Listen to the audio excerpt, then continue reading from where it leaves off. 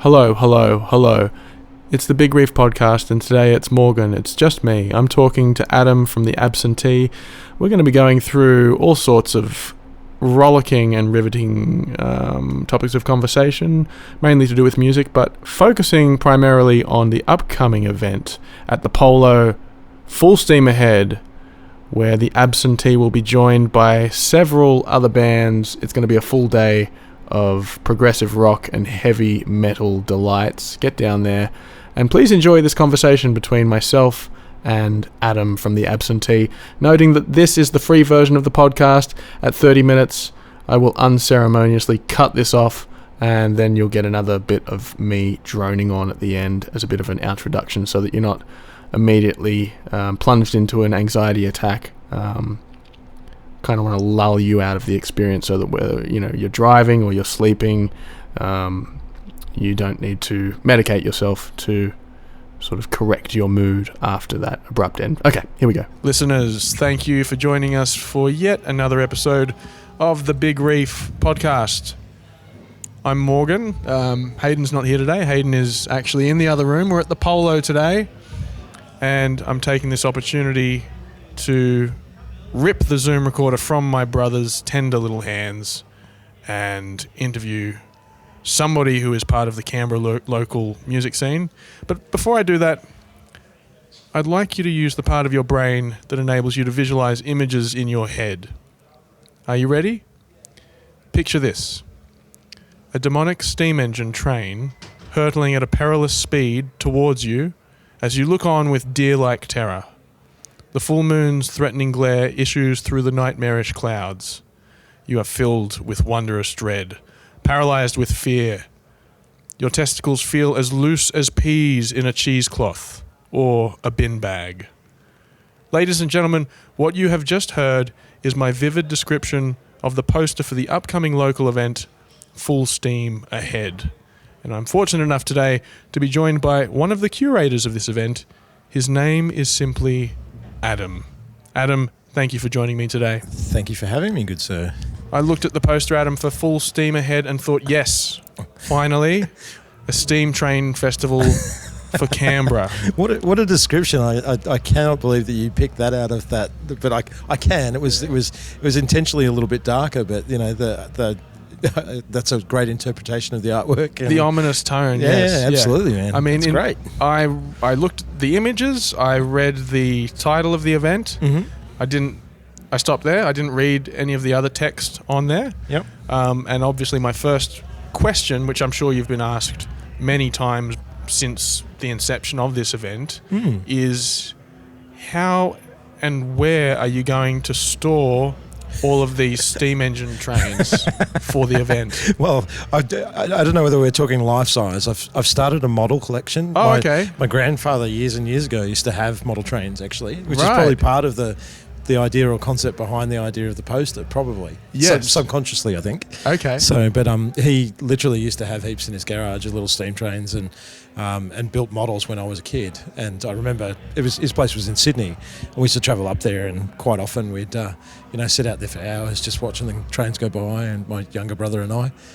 Awesome idea, but it was so much fun and something that was instilled by my grandfather, I guess, just that love of, dare I say it, old-fashioned sort of trains. Yeah, okay. And I've got a bit of a steampunk, fascination as well, personally, so that's kind of where it kind of intertwined, and thought, what a better way to sort of spruik a new gig.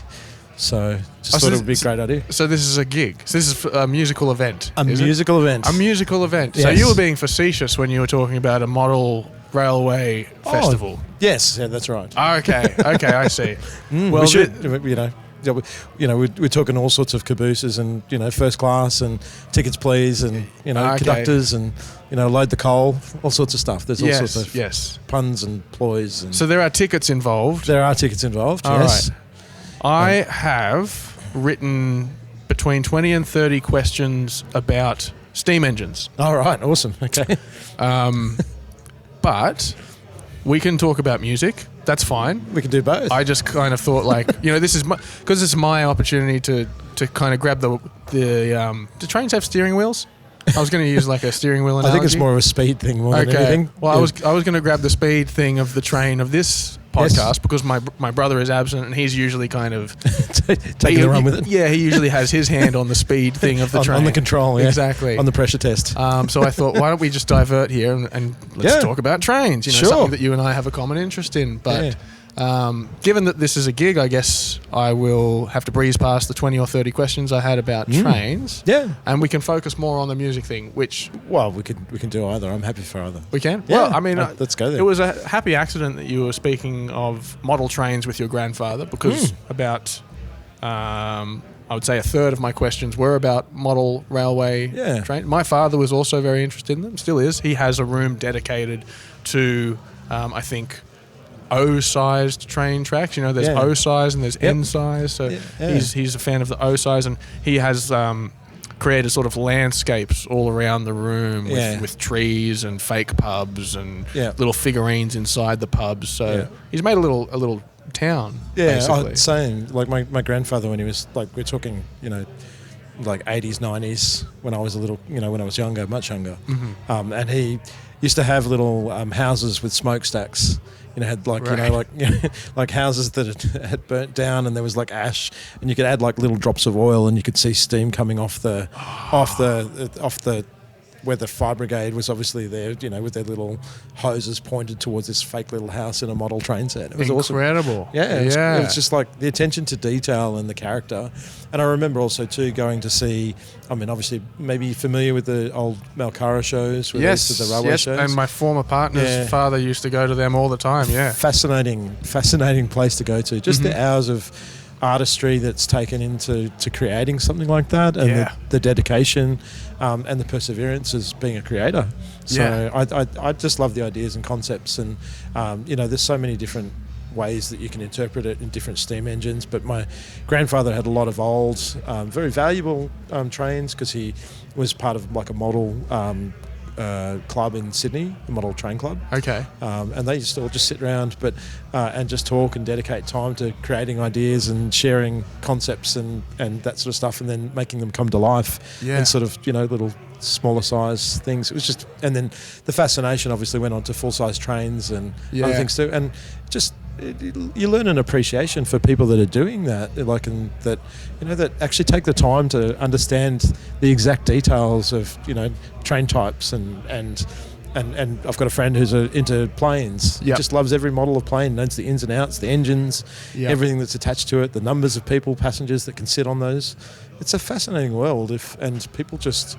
Yes, it's very mega nerdy for some if you think about it like that, but I genuinely appreciate people that take the time to actually understand and learn those things. Oh yeah, the detail that's involved. And I think it's a little bit different to say building a model ship, which is very paint by numbers, I guess. Like there's an end goal to that, and although it's meticulous and it's quite an achievement to have it completed, absolutely, building a little town is there is so much creativity in that, right. and things you can do with it too. Like, you know, I'm trying to remember the name of the venue out the north of Canberra that does the little models. I can't remember what it's called. Anyway, it'll come back to me. Yeah, we'll get there. Yeah.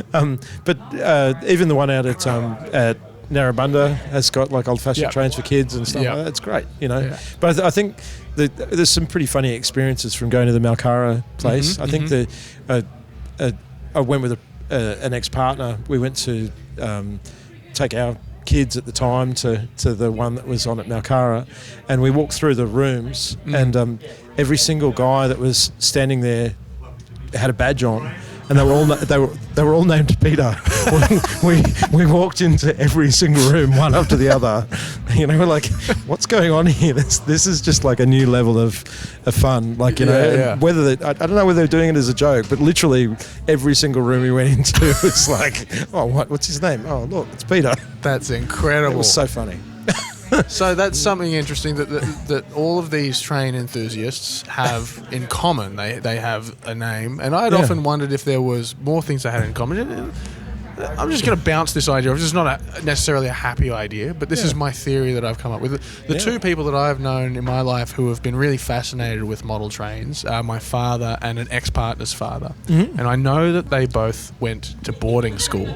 Yes. And that they would travel on a train in between home and boarding school. Yeah. They weren't necessarily happy at home, and they weren't treated very well at boarding school either. Yeah.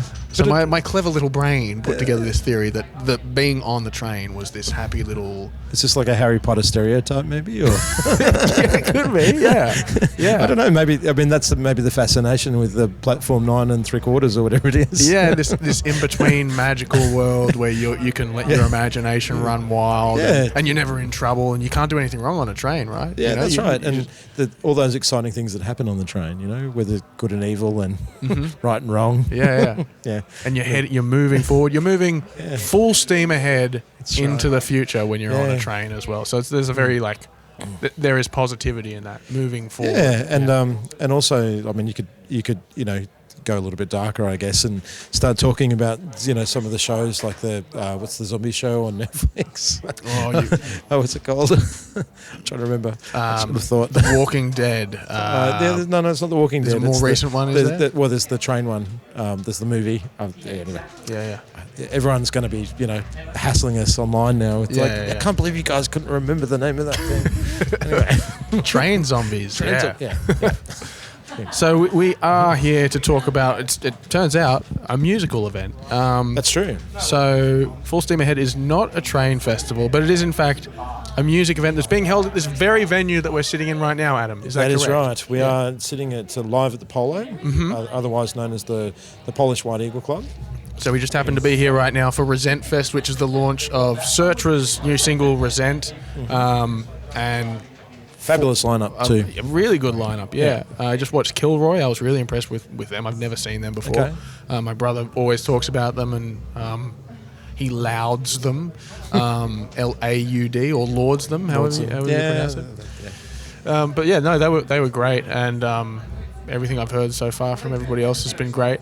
And it looks like the lineup for Full Steam Ahead is promising to be of equal measure. It's ironic that 2 weeks later from the show here, there's another 8-band bill, 7-band bill, for Full Steam Ahead, but tonight's an 8-band bill, I think. I think so, yeah. But it's great to see that there's good lineups that are sort of like, mini sort of showcase festivals. Yep.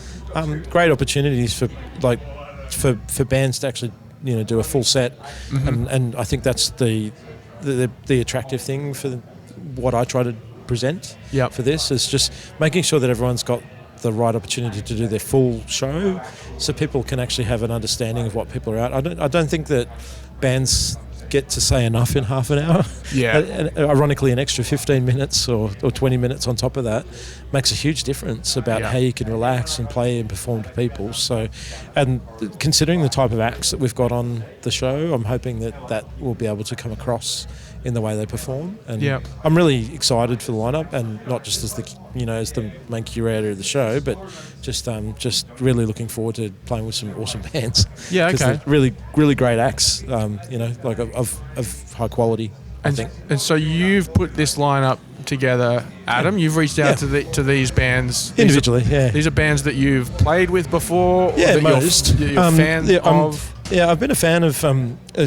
The two bands that I haven't played with have been gigs with ZZG and Voodoo Acid Space Kings. Voodoo Acid Space Kings are reasonably new, but we've been, as a member of the Absentee, I've been wanting to play a show with ZZG for a while. They're sort of the 70s sort of prog rock style, I guess is probably a way to describe them, not the only way. Yeah. But I just dig what they do. They're just, melodies and harmonies and just a really cool approach to music. Yeah. And that's kind of the concept for all of the bands that have been put on there. They all deliver something very different. Yep. And they're all good at what they do. And that's kind of what I wanted to bring across onto this show. They all bring something different and a bit, they're similar genres, but not necessarily the same band. Yeah. So there's a lot of acts where from my experience, you see the same lineup.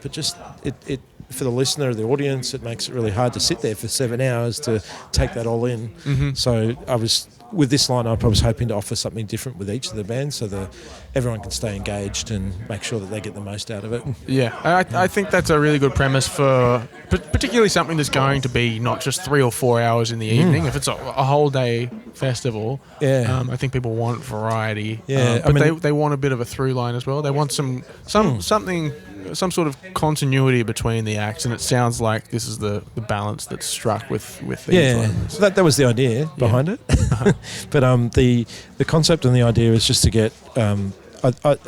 We obviously bought with the Absentee a bit more on prog sort of stuff and time signatures. Mm-hmm. The Absentee does deliberately instrumental music. Mm-hmm. That's just been something that we've done in our core. We just like that style of playing. Yeah, we just kind of stay true to ourselves and what we enjoy. Yeah, I personally play in all sorts of different acts, but I love listening to prog, so that's kind of where my heart is. Yeah, so you were telling me outside before we started talking on mic about your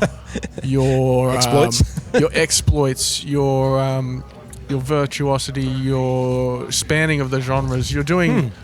You're involved in 6 bands at the moment. And you mentioned just there that one of the bands that you're involved in is performing at full steam ahead. The Absentee, a band that I've been a huge fan of since... Thank you. It's very kind. I don't know, like a year or 2 ago when you just totally blew me away at the basement one night. I had no idea what I was in what for. What to expect. I just didn't know that this existed in Canberra. Yeah. It was incredible, but it's a trio. It's yourself on drums. Yeah, that's right. Ian on guitar. Yeah, Ian Ryder on guitar and Andrew Cole on bass. And Andrew on bass. And you're all in your own right virtuosos, masters on your instruments. We do what we do. We're just glad that, we just hope people enjoy it. Like we don't like to be the judge of our own instrumentation and the way we play. We just kind of leave it out to people. But as I said, we just play what we enjoy. And if people get on for the ride, then that's cool. Yeah.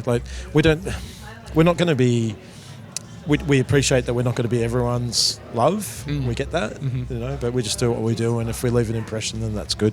I think that's kind of the way to speak, I think. There's the struggle of probably, I'm guessing, for most of the bands on this lineup, and I'll also say that Hayden and I talk about it quite a bit. We're just having a conversation with somebody that watched our set that we played earlier here today about the difficulty we have in navigating. Are we going to alienate people with, say, our bravado and the personality that we put in our music, the humour that we let come out on stage and with our visuals?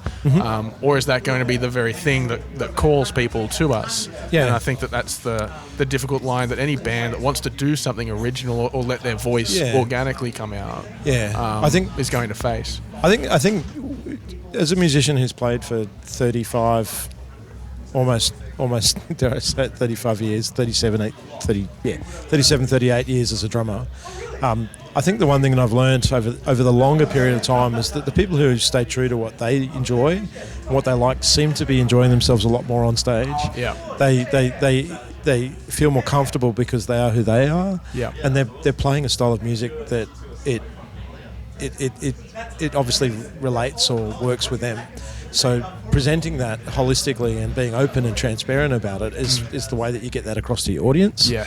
So I think that when you're playing on stage, and it's a bit selfish to think this way, but like you play for you and your bandmates on stage, and then if you do that well, then that vibe sort of carries across to people outside of that. Yes. And staying true to your abilities and capability is what I always think is also cool too. Yeah. I've seen some great bands. Like I see a lot of young bands coming through, and I'm not trying to be judgmental here, but a lot of bands that may or may not be awesome, but their ideas are great. Yeah. And they just may not have the skill yet to present them. And that takes a lot of courage to get up and play and perform when you're a new band. And getting that idea out to the open world is a huge thing for people. Yeah. But when you do it a few times and you feel comfortable in your space to do it, that's when your personality comes across. And that's when you can afford to relax a little bit. But, you always get nerves. I've said to a lot of friends, I've got a really good old friend who's a very established musician. He gets a lot of stage fright these days. And he said to me, I don't know whether I can go on. I'm scared. I'm really, he's really experienced. He's played with some world-class bands, international acts. Yeah, okay. And I said to him, man, you just need to get up on stage and play and remember that the reason why you're shit scared is that you actually give a shit about what you're playing. You actually care about what you're presenting to people, and you want to make sure you deliver the right thing for them. Yes. So having nerves before a show is actually a really good sign, because it actually means that you actually want to make sure that you present it the right way for your audience. Yeah. Even if you or your bandmates. Yeah. Circling back to what I was just saying. Yeah. If you do it for them and you're able to do it for the audience as well, then you're winning. Yeah, I often look at nerves, and it comes and goes. I'm a very moody person, so sometimes I'll be manic before a show, and that's a good place for me to be in because it means I'll be excited. Other times I might be down in the dumps, and that might mean the other side of that coin is nervousness. I think nervousness and excitement can sort of present themselves as the same thing, but kind of cloaked in a different way, and finding a way to overcome that and reach an audience and look up at the audience and not be afraid, and you need to be able to draw them in, right? You don't want them to sense that you're scared because they can tell. I guess that's probably where I can reflect back on the Absentee. There are moments in the Absentee where it's very hard work. Like the stuff we play isn't necessarily easy. Yeah. And at a moment you could potentially fall to pieces. Yes. And that's, I think a lot of musicians feel that way in all the stuff that they play. Yeah. It's just about how you present it. If you hit a cymbal too hard, or you hit a bass note the wrong way, and or distortion happens, or a mic crackles. It's like there are those inopportune times where it happens, or you just do something that makes it sound like just throws you a little bit, and it just can distort the whole song and the gig in some instances. So, but with the Absentee, it can get particularly tricky because we do some complex time signatures. There is at times a lot of counting involved. You have to really think about what you're doing. And you have to live in the moment when you're doing that, because if you fall or slip just slightly, I've got to catch up with my other two bandmates. And to deliver that for everyone else that's where it starts. And that's one of the really exciting things about, I think I've seen you guys twice now, and the really exciting thing is the tightrope walk of that technical music, that you guys have to be glued together so tightly. But at the same time as well, and correct me if I'm wrong, but I think there are also some times where you're doing poly time signatures and polyrhythms, where you're purposefully going off in different directions to meet up later on. Well, I mean, the art of that whether it's polymodulation or polyrhythm, is like you're playing, obviously if you're in 4/4 and you're playing certain time, you're playing three notes in that same space of four, and when you're playing the two of them together at the same time, that's where you get that counterbalance in the rhythm, and it landing in the same place in the start of the one and the next bar is always challenging. I'm keeping it quite simple but I hope that kind of explains it reasonably well, but there's a challenge that you don't fall in the same way. Because you are sort of drifting off a little bit to keep your own time, and then meeting together, when you get to the start of the next bar. And that can be fun. For somebody like me that's fully engaged in it, I'm hypnotized by it, and I'm enjoying the ride. There's still a part of me watching it that is going like, I'm putting myself in your shoes, and I'm like, this could just fall off for a second. And very sparingly, that does happen for a beat or a bar or something, and that moment is so exciting to watch, because then I'm watching you guys do. It's almost like you guys have rehearsed, right? So you got the muscle memory, but you still have to be conscious and present and do the work there. Oh, absolutely. But then the additional work of fixing a hole in a small moment of time. Watching that happen is one of the most joyful, and I don't mean in a like sadistic way. It just seeing guys, how's this going to fix itself, and then it does, and you're like, wow. You see the communication, the eye contact, the smirks on the face. We know we did something bad. We know we had that moment, but hopefully we can pull it. Did you notice? Did the crowd notice? I don't know. And that's the times where I really feel like I'm invited right into the band. Yeah. I'm like, I'm right there with you, and I'm laughing along with you guys. And it's kind of that's the exploration, I think, of a lot of young bands too. Like, you see that particularly with bands. Oh, I can't remember that chorus, or I can't remember that verse. Oh, that line, that melody. Oh, damn, it's just slipped. And then all of a sudden you see them catch up, and it's like I think as an older musician, you get to watch and go, I know what that feels like. Yes. And there's an appreciation for other fellow performers who do that. It's cool. I think it's great. Yeah. And that's kind of the way with our music, we kind of build our songs around shaping different ideas and concepts and then trying to work them together. With all graciousness, like we've got someone as magical as Ian on guitar. Yeah. He's a legend. He's so good. And very experienced player, and he's very, very mathematical mind. Like, there's times when we're playing time signatures and he's just like, he's all over me, like, man, you missed that. Like, you're a guitarist, you shouldn't be doing that. You shouldn't be counting. You shouldn't be counting. No, but he's great. Like, he really is. Like, we work together really well because we find ways to make things, and then we rehearse and we practice and make them a strategic thing, and it's good.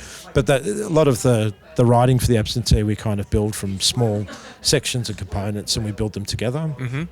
Ian brings usually ideas and concepts, and then we work through like a sort of a shell of a song, and then we say, well, this works, this doesn't work, and then we just swap it out for something or change ideas that we have and concepts, like something that might have started in dare I say it, like 5 or 6 might end up in 9, just because I can hear something else at the end of that section, like we might hear different lengths, we might hear different things.